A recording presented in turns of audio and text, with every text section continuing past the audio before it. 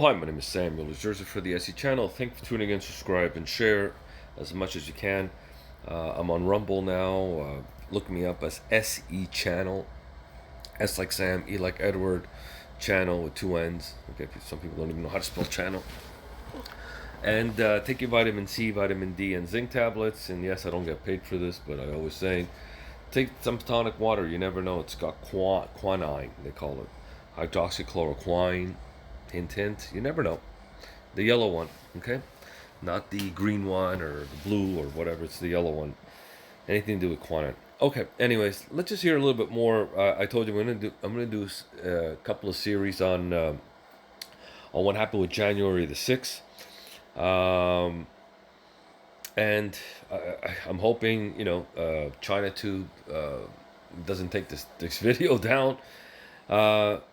The reason why I want to talk about this is because I always had a suspicion that there weren't enough guards at that time. Remember, there was like 500,000 people. Like if they didn't know that maybe someone or maybe a couple hundred or 500 or whatever may take matters to their own hands and ruin everything for the majority of the people.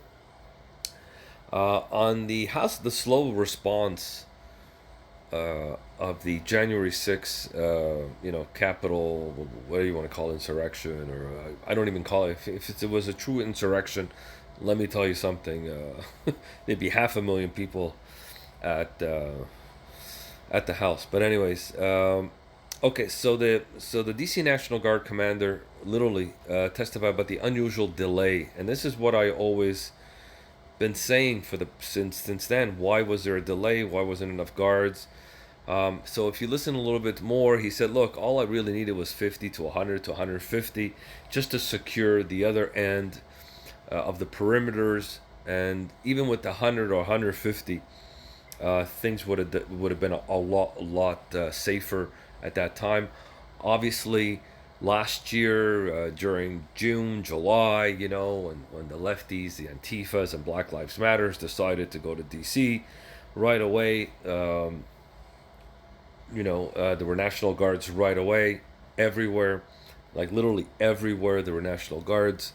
There was no hesitation. Here there was hesitation on purpose. That's all I can say. That's my opinion. It was on purpose.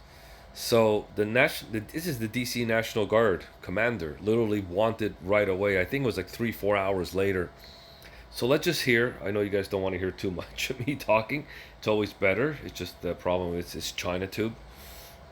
Here, hold on. Let me make my case over here. Okay. And he was pretty honest, by the way. I heard it once here. Hold on. Events on January 6th.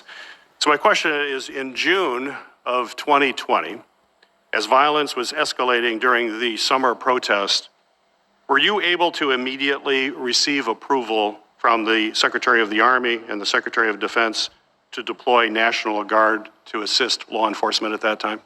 Senator Peters, I was. Yes, sir. The Secretary of the Army was with me for most of that week. He came to the Armory. I was in constant communication with him when we were not together. So you were immediately able to receive approval in June of 20.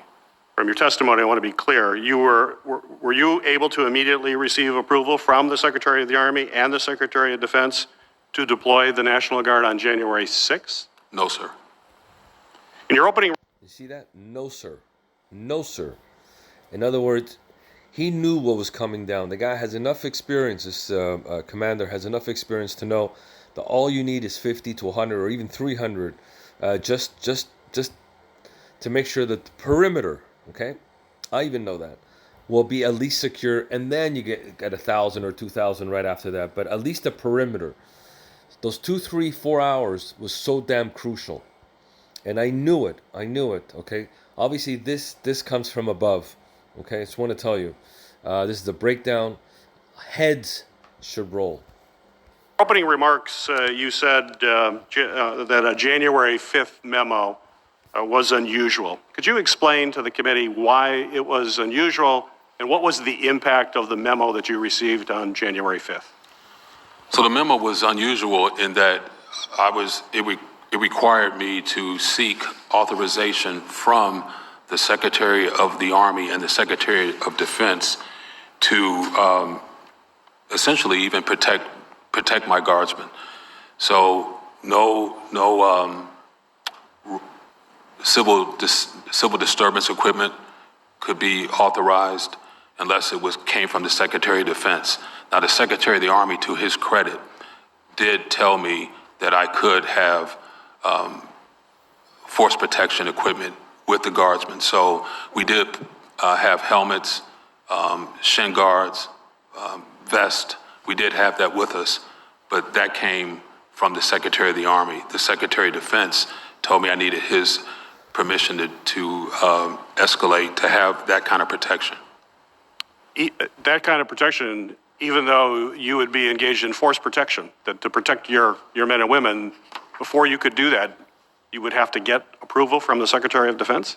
The memo from the Secretary of Defense made clear that I needed his permission to have, so what it says, without my personal authorization, the District of Columbia National Guard is not authorized the following: to be issued weapons, ammunition, bayonets, batons, or ballistic protection equipment such as helmets and body armor.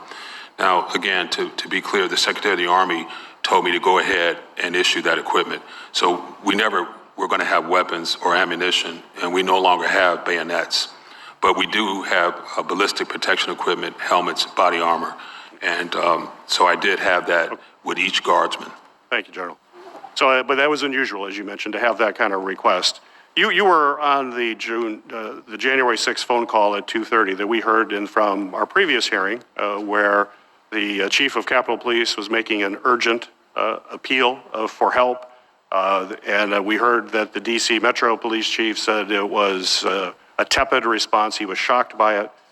What happened on that call? What was your recollection of the call, and were the assessment of the two individuals I mentioned, was that your assessment as well?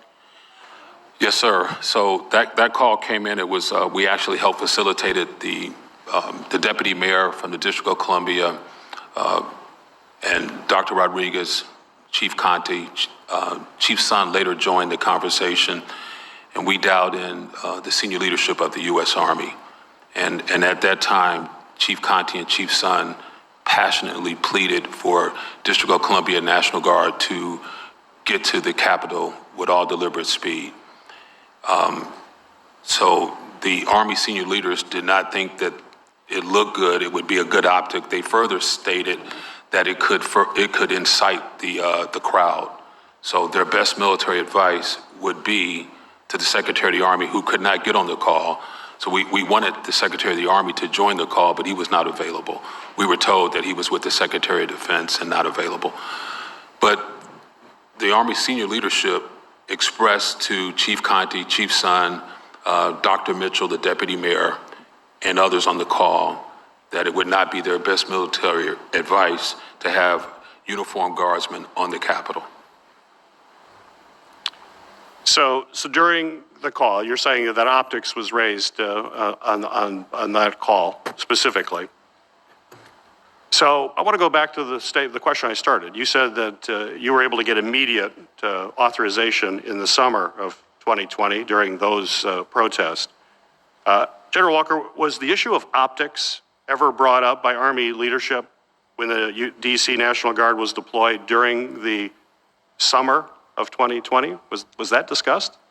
It was never discussed the week of June. It was never discussed July 4th when we were supporting the city. It was never discussed August 28th when we supported the city. Did you think that was unusual?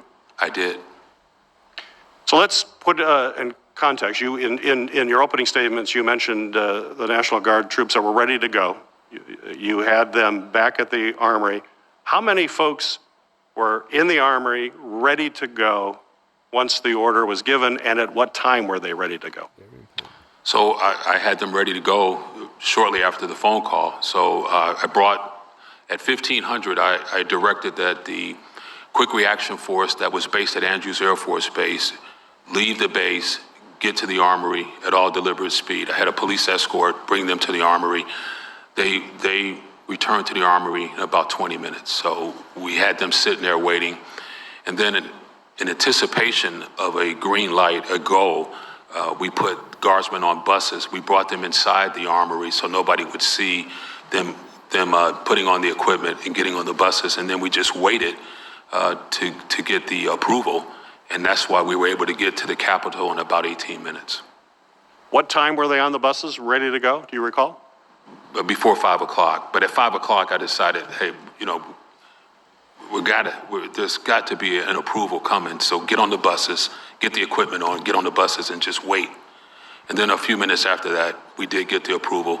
I was on a secure video conference when the Army leadership conveyed to me that the Secretary of Defense had authorized the employment of the National Guard at the Capitol. So my timeline has 17:08, 5:08 p.m. is when we wrote down that we had approval. And that was about 8 people in the office with me when I got that. How many guardsmen were ready? You said right immediately, earlier in the afternoon. About 155. So you could have sent 155 much, much earlier. What would have been the impact of sending those 155 right around that 2 o'clock time frame? Well, based on my experience with the summer, and I have 39 years in the National Guard. I was in the Florida Guard, Hurricane Andrew. I've been involved in civil disturbances. So I believe that number could have made a difference. We could have helped extend the perimeter and help push back the crowd. You're right. Ms. Sanborn and Ms. Lova. See, I was right, ladies and gentlemen. See, I told you, it was a huge, huge difference. 100, 150. That's all it needed. Oh, great, Mr. Lorenzo. Okay, 100, 150. That's all. They were ready at 2 o'clock. 3 hours later, they got the go-ahead. That's when all the damage was done and everything. I told you heads should be rolling.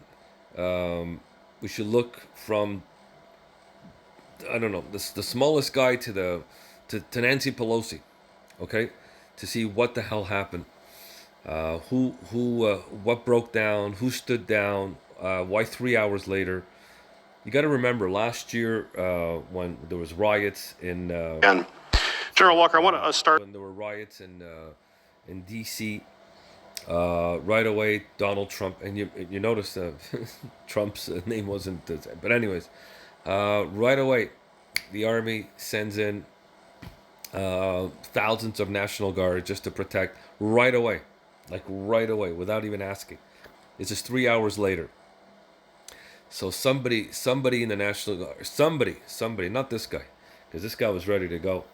But I was right. All you needed was another 50, 100, 200 extra guardsmen there. It would have made a huge difference for the perimeter. My name is Samuel Ezerza for the SE channel. Please subscribe. I'm on Rumble now. Also subscribe there. Try to help me out there. Hopefully, I'll try to get out of ChinaTube, if you know what I mean. Take care.